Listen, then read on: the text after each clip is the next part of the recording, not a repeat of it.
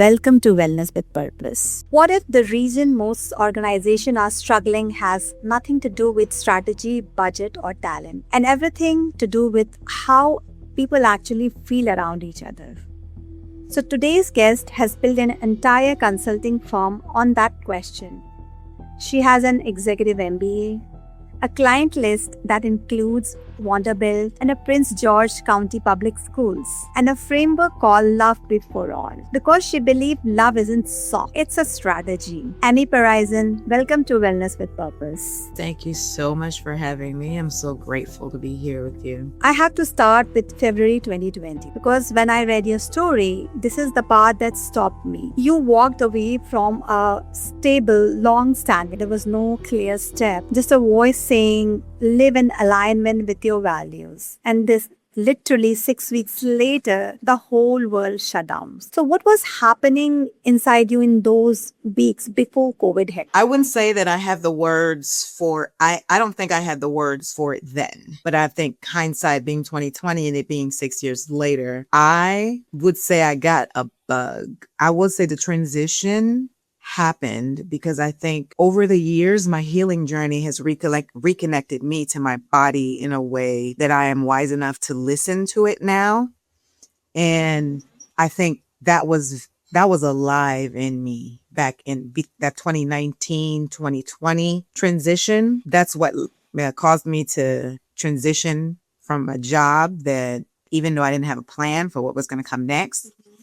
And then 6 weeks into the year, I decided to file the paperwork for Love Before All because I knew, even though I didn't have the full vision at the time, I knew, and I know the impact love has had in my life. And it inspired me to seek wellness from that space. So when we think about love, I think we tend to think about it in terms of soft skills. But when I think about love, I think of actions. I think of actively behaving in ways that accept our humanity and at the same time try to do things in a way that allows us to minimize the harm that we inevitably will have on one another. So if we're moving from that place, if we're grounding ourselves from that space of love, then becomes, and I say it's human instead of perfect,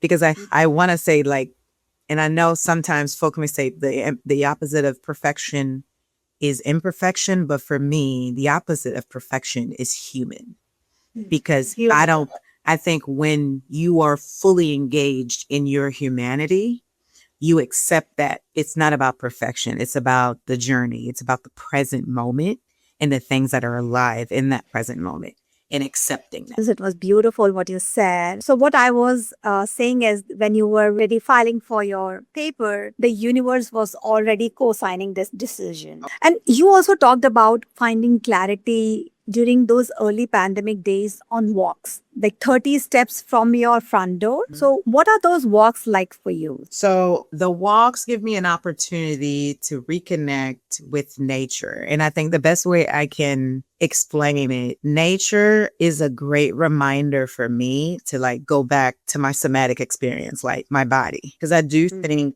we have all the answers, which is what I like to say is, because of the way I think sometimes adults talk to and treat children, it disconnects them from their body. And then if you want to, for me, I went on this journey reconnecting with myself again. I think nature is a great reminder for me to continue that relationship, to recognize that relationship with myself is the foundational relationship. It's the one that sorts to drive all other relationships. And when I say I found clarity in that during the pandemic, it's, the entire world slowed down. And I also say I have never cared for myself like I did during the pandemic, like during the first few months of the pandemic, or even the whole year of 2020, really. While it was a time of high fear and anxiety for a lot of people, for me, it had the opposite effect. It was, yes, I was worried. I was in touch with folks, but for me, it opened me up because of the quiet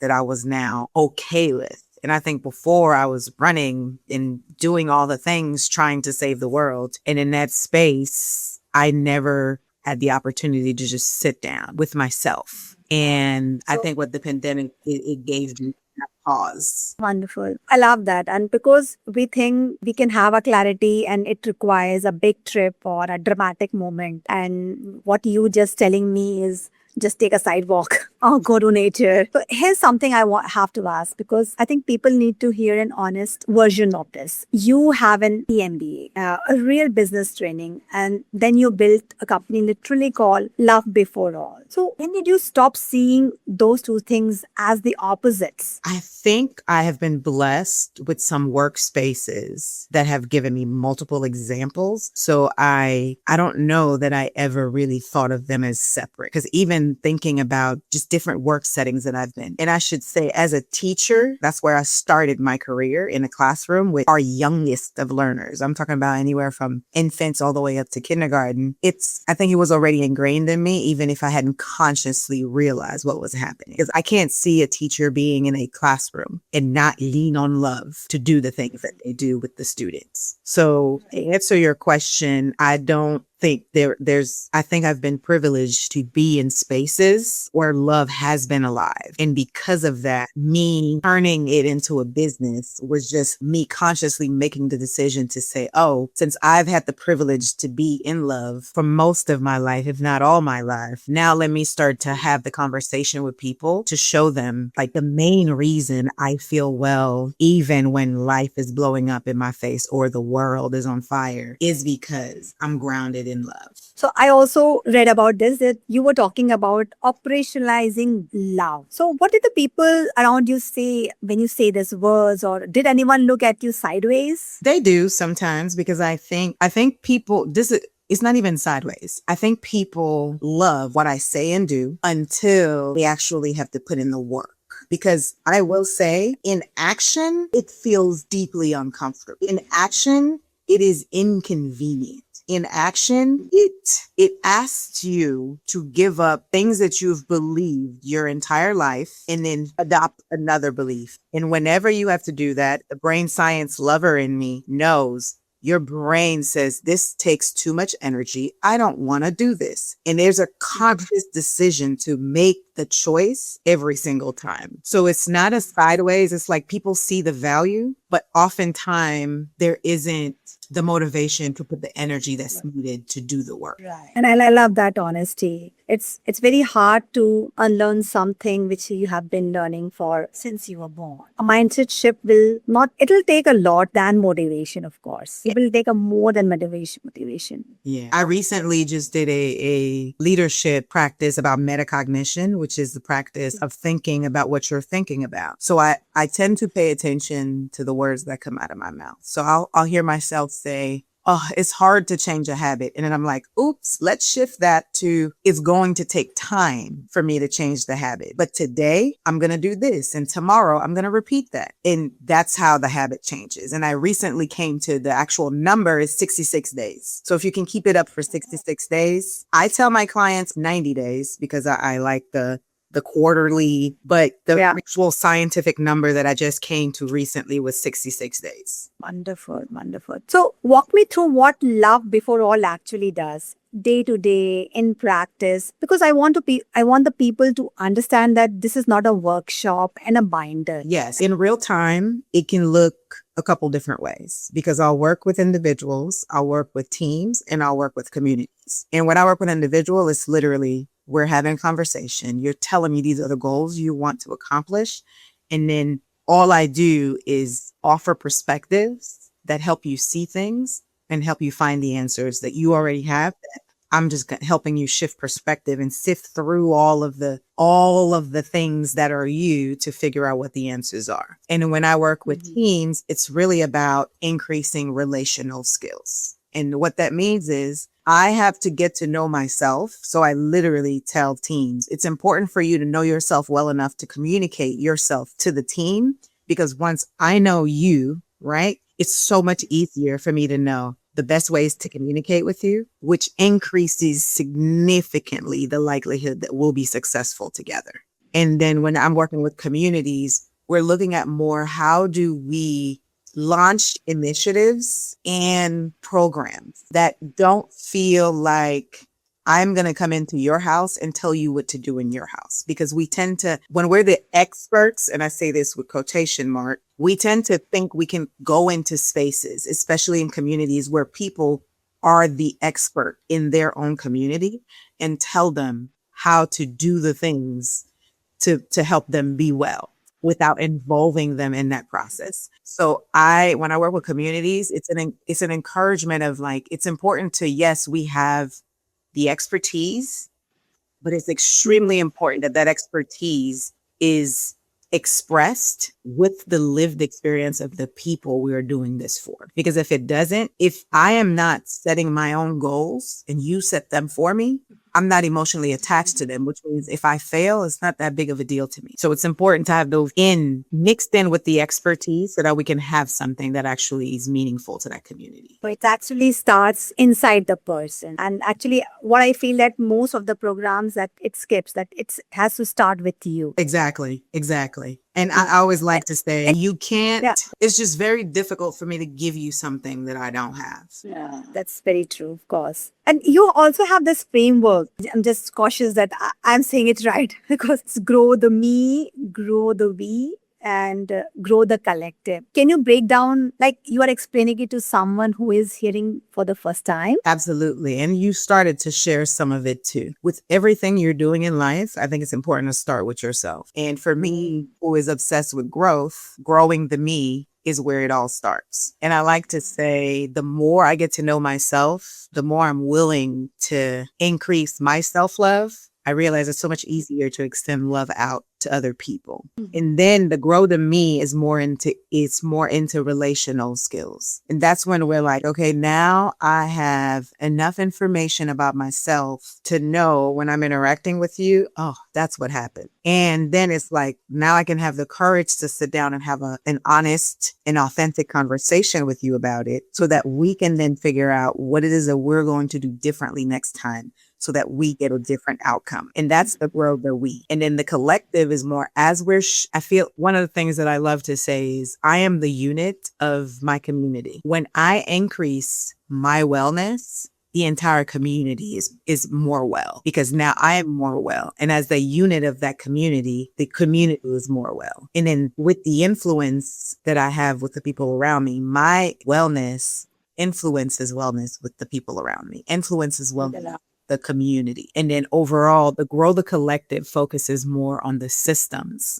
that are at play in our lives. And that's when we look at policies and we look at institutions. We look at just our way, the things that I think as human beings, we agree on are truths without realizing they're only truths because we all agree on them. And we have the power to say, hey, we want to do this differently. And the second we can all agree that we want to do it differently, those systems no longer have to have power over us. And the grow the collective focus on more that macro level work so that whether it's a shift in consciousness that we can all have, or it's an actual shift in the way that we relate to one another. So what you are saying is individual first, then the relationship, and then as a collective, as a whole system. So each one is building on the last. So this is going to be the spicy one. So companies are spending billions on the wellness programs. Like they have apps, stipend, meditation, subscription, and retreats. And even then, the burnouts are still at very all-time high. So what do you think that they are getting fundamentally wrong? I think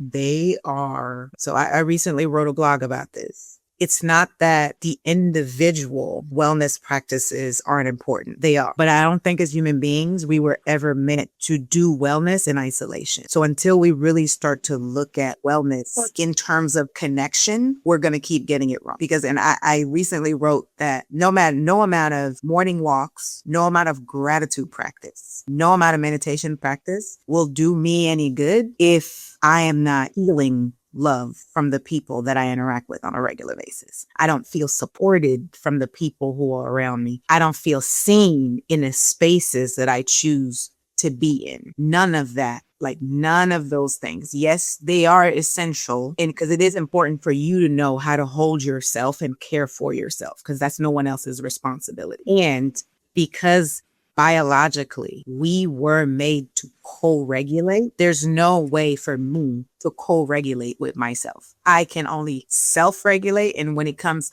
really awesome, feel good, like when I'm feeling really good is when I'm in a conversation with someone and I've said something. Actually, I'll share. There was a colleague of mine. We had a rupture in our relationship, had a repair conversation. And when we talk about operationalizing love, the repair conversation is part of operationalizing love. And in that conversation, I shared honestly and authentically without filters. This is what I was holding in that moment. And then she immediately said, "Oh my gosh, I am sorry." And in that, like that co-regulation I'm talking about in my body in that moment, I was like, "Oh, thank you. Thank you." And that's why I think This is is so prevalent because we keep making it an individualistic thing when regulation, and you need regulation to not be burnt out. You need a shift in perspective to not be burnt out. And we keep getting it wrong because we keep telling people they have to take care of themselves so they're not burnt out. And we don't emphasize enough that burnout, to counteract burnout, it's a communal thing, which means the work practices have to change if we want to people not to be burnt out. It's the work practices, the team rituals and practices that have to change if we want to actually support people to heal and prevent burnout. I think the companies are just treating the symptoms and they are leaving the root causes like completely untouched. And like instead of working with the individual, they should work in a collective manner. Yeah, especially they mentioned loneliness being one of the number one issues right now. And I think that companies don't realize that's also true for the people who work for them. And if that's the case, if that's the number one issue people are having right now and want them to go back and do these individual things and engage with apps and meditate and do all these things without tending to that loneliness, I don't understand how. I don't see how we solve the problem until we can actively shift, seeing that it's not the individual or the collective. It's what's the relationship between both and how do we sustain an environment that allows us to strike up. It's not even a balance because sometimes it's going to be collective more and individual less. And sometimes it's individual more, collective less. And we have to be okay with the seesaw for that individual and just step in with what they need. Maybe they need more of them. Maybe they need more of us. So understanding that it's not a clear answer for everyone, but it is having the intelligence to know what to offer the person with exactly what it is that they need in that moment. And I want to also ask a question around along this line. So whenever you walk into the organization for the first time, so before anyone says a word, how would you tell that whether love is actually in the culture or it's just hanging on a poster in the hallway? I try not to make assumptions, but I do surveys, and I send out anonymous surveys because the survey details, the answers that I get will tell me how happy people are in that organization. And then I think it's also important when I work with an entire organization, I prefer not to rate the entire organization. I rate the individual teams because the real change happens in the team. Because in one organization, you can have Many teams who's thriving because of their leader. And that's why I focus my work on leaders, because the leader drives the nervous system of the team. And if that leader is a regulated, connected leader, you see that expressed in the team. So the survey data will give me generally how people are feeling, but I find that it's more helpful for me when I work with organizations to work with team leaders, because I bring in team leaders and I share this information. And then as the team leaders get better at self-regulating and recognizing burnout is happening because of a lack of community, then the leaders' practices start to change, which then starts to have a ripple effect on how the team functions and how well the people are. Okay, got it. So, was there any moment where maybe a very resistant room you ever walked with, like people sitting with the arms crossed and nobody wanted to be there? So, is there any Absolutely. I actually can think of, I'm trying to think of one particular client and actually I'll give an example for when I work with schools. I find that I use play a lot. So I sing and we do a lot of play activities because that relaxes the body and the brain. So when people engage in play, and because of that, a lot of times I do get this is supposed to be an adult workshop. And I don't know why we're dancing and singing, because I'm here for an adult workshop. And what I find is when I explain, we tend to resist what we need most. Folks start to, it goes back to that earlier when I was saying folks genuinely agree with the message. They're like, yeah, caring for one another is important. Yeah, love is important. And the resistance, what I've come to find, has nothing to do with me. The resistance has been the experience they have had up until then has not been true for them, even though they fully understand and can see. Yeah, I can see where you're coming from, but no one in my life has fill in the blank. And I think that's the resistance. And to counteract that, what I tend to do is to share is that may not have been your reality up until then, but if you're willing, it can look different. And all I need is your willingness. If you're willing to come on this journey with me, I can show you a different way, and you still have the power at any point in time to say, stop, start, go. Because everything I do, I like to share with people is by invitation, and it's never by force. Because once you start to force anyone into doing something, in any kind of transformation they can have goes out the window. I think the people, they are not resisting love, but I feel that they are resisting the vulnerability that they have to open up. And of course, this might be the first time they don't want to show up, something like this. Yeah. What do you feel? I think you can't love without feeling pain. And what I think people are resisting is pain. They're not resisting love. They're resisting pain. And they know they cannot have love without pain. And I get it. I completely get it. Being in pain isn't fun. But what I found is for me, it's like, would we rather have loved and not love it? I would rather have loved every single time, even if it comes with pain. Because what I found is in that love, there's so much expansion because of the pain. So the goal is, if I can realize that I have the choice to be bigger than the pain, then you can choose love. Because you're like, I can always grow bigger than the pain. The pain is only temporarily bigger than you. And then you realize it's there, and then you can grow bigger than it. And once you grow bigger than it, it's like, oh, I could do this. Let's go. Wonderful. How you said beautifully that, of course, if there is no pain, how will you even feel the love if it's given to you? Profound. So let's talk about the work you're doing.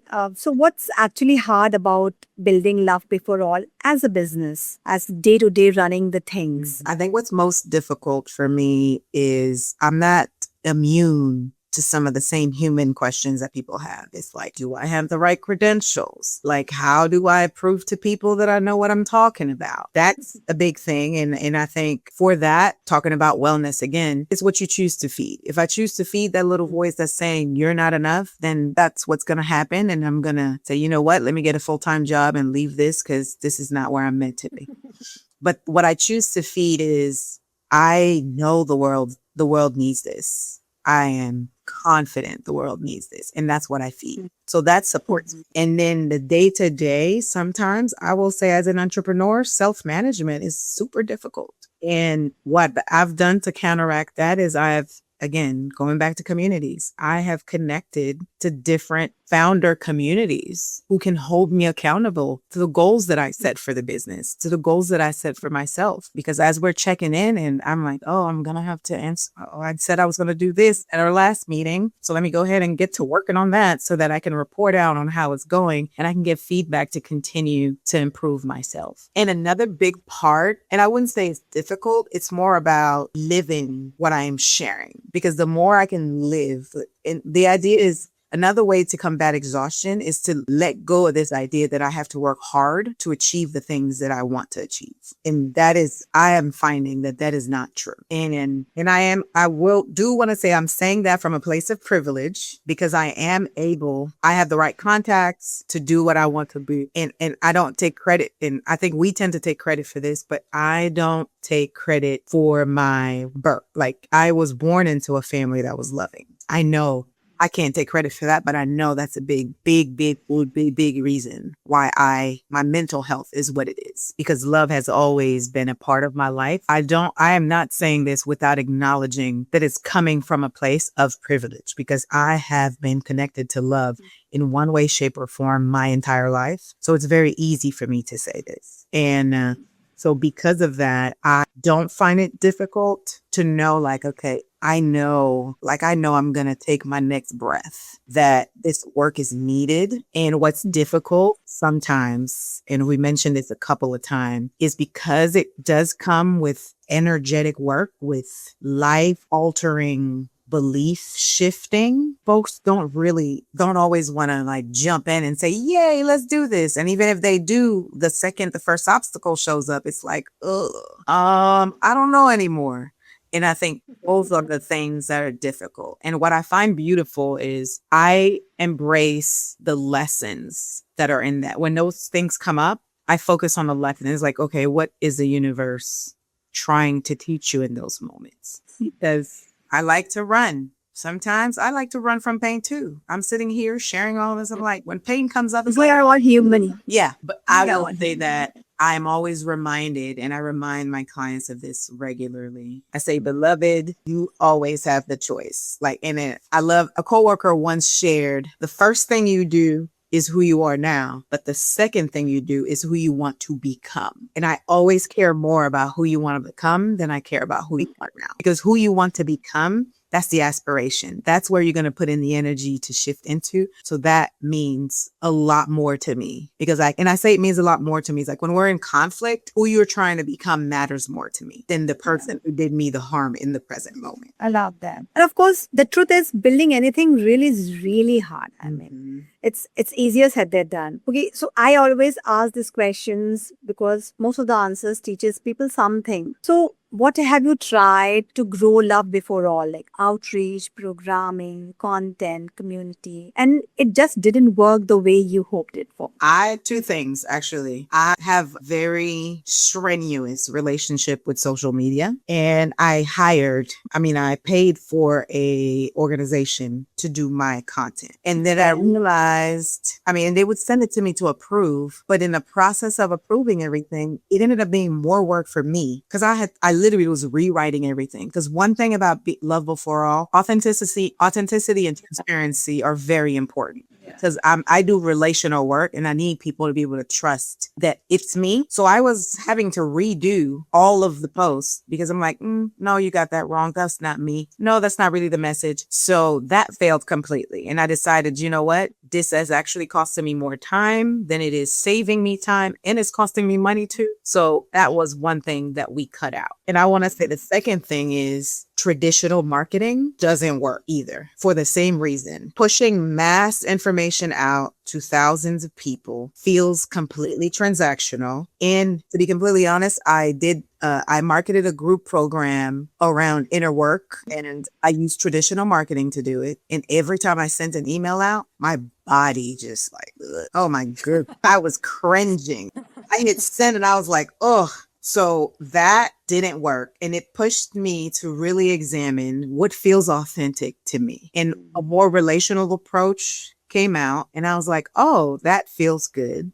And let me invite founders into clarity circles where they can just share what they're holding, and I can actively support them with it. And that way we have an exchange that is authentic, that is relational, before we can talk about how Love Before All can support them in their growth and their success. So those were two things that immediately, and this is why I mentioned like being connected to yourself and having the answers, because they will tell you like, this is best practice. And traditional marketing works because the numbers are there. I am just really grateful that I am so connected to myself that I know it doesn't work for me. So I am actively actually trying something new, and I'm going to gather data from that. And the data, whether it's positive or negative, is going to help me make the next decision. And I think most people who are building something meaningful, they don't say it out loud. And I understand that if you're doing some purpose-driven work, it's still a business, and you are trying things and you're collecting data. Of course, it's gonna pan out. So I wish you good luck. And here's the one I love the most. Like, if we are taking a year from now and love before all is in a very genuinely different place, what happened? What does it look like? And what does it feel like? Oh, it looks like other founders adopting our framework and then making change in their corner of the world. Because the whole idea is to understand, okay, this is what it looks like to choose love before all. So when love before all becomes a movement, there are going to be more founders like myself who are implementing the framework in organizations, in their communities, in their personal lives, because they had seen the impact it has on their wellness and their performance. I love that you just gave me a feeling and not the number. So there's one question. You also talk about the living in a relational deficit. Can you just share about I mean, speak about it? Yes. I mean, in terms of an organization or school or a communities. And that talks more towards, when you're in a room and everybody knows the thing, but no one wants to talk about it. And that's what I mean by the relational deficit. Or even if The elephant in the room. yes, and it's like we're not talking about it. So the relational deficit I talk about is we're more connected than ever. Like Facebook, LinkedIn, cell phones, smartphones, like this conversation we're having that we would not have if it wasn't for technology. So we are Yeah. connected more than we have ever been connected. And yet there is a level of presence that is lacking in our conversation and in the way that we're relating to one another. So when I say relational deficit, I'm talking about the level of presence we have when we're saying, I want to be a part of this. I want to be in a relationship with you. And because I'm choosing to be in a relationship with you, these are the responsibilities that I'm choosing to take on. And the deficit happens because I think we don't take those responsibilities seriously. It's like if I'm in a relationship with you, it then becomes my responsibility if you cause me harm to tell you about it so that we can find a different way forward. It then becomes my responsibility to hold you accountable to the things that you have said you're going to do for me. And those things now we're saying when someone does it, oh, you're a problem or you're a troublemaker. It's like, no, I am taking ownership of the responsibilities that I am choosing to take on because I say I want to be part of your organization. I want to be in a relationship with you. I want to be part of this community. And as such, I am fully taking ownership of the responsibilities that come with that. And because of we want people to be politeness makes us discard those responsibilities. And those responsibilities are what, like you were saying, the feeling, that's what gives us that feeling that amplifies our wellness. And we're missing out on a lot of that. And that's the real cause, of course. Most of us has never done that math. So I also want to talk about the technologies that you mentioning. So I noticed that you have an AI ethics page on your website, and which means that you have actually thought about this. So what's your honest take on AI on the context of work that is fundamentally about human connection? And can those two things coexist? Absolutely. I think they coexist within Level for All. I would be lying to you if I said I did all of my content generation by myself. Claude does a really good job of asking me reflective questions that help me to go deep and then I can answer. And then together we can formulate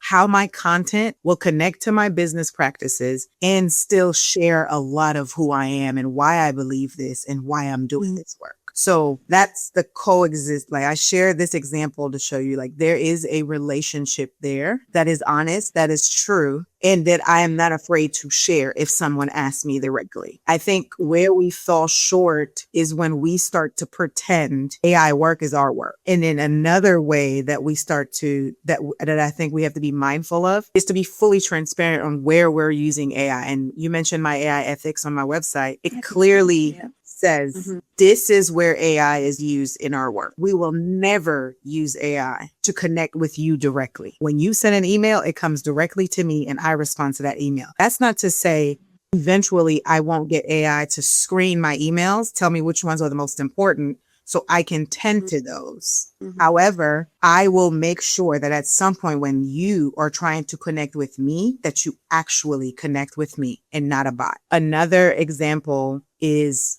I also use AI for the administrative repetitive tasks. Like I also do a podcast and the inviting people to speak on my podcast, sharing the recording link. Those things AI can hold because there's nothing deeply relational about it. It's like, hey, would you like to speak? And once you say yes, right? Then the conversation comes to me and we have an exchange about what that looks like. And then you getting the link for the recording, like those administrative tasks, I believe AI can hold. Or the ways that I have this idea and I'm like, now AI can help me like enhance it and make it better. I think those are the ways that AI fit in the work. And also we have to be mindful, continue to educate ourselves on the impact they're having on our bodies and our brains. Because recently I read research that talked about, because when AI does the work, and it was research done on AI in education. And they were saying that when AI does the work with children, they're not retaining the information, which makes sense. Because it's like, if I put it in and an AI does it and I turn it in that way, I don't really know the content. So the way I integrated that into my practice now is as I'm working with AI, I am saying now also build me a lesson plan where I can do a deep dive into the information because I know I want to know about that. So I don't want I don't want to lose brain cells because I'm relying heavily on AI to do my work. So yes, it can definitely amplify the work that you're doing. And it is also very important that in that space, you're also using it to retain the content, the information that you are using AI for. Wonderful. Yeah. It's always, it's AI versus human connections. It's how you are using it and what are you protecting. And we have to be very mindful. Of course, AI can take all the back end job and we can at least focus on love before all. Yes, and that's exactly what it is. I love it. I would say AI is just the newest tool out there. Just like when cars were invented, they were new technology that changed the way that we live. So I tend to look at it that way. It's never the tool itself. It's how we human decide to use that, how Use it. that matters the most. So, last few questions. If you could go back to yourself in February 2020, right before you walked away, what would you tell that Annie? I think that Annie was very uncertain. The only thing I could say is you're on the right path. Yeah, I would say you're on the right path.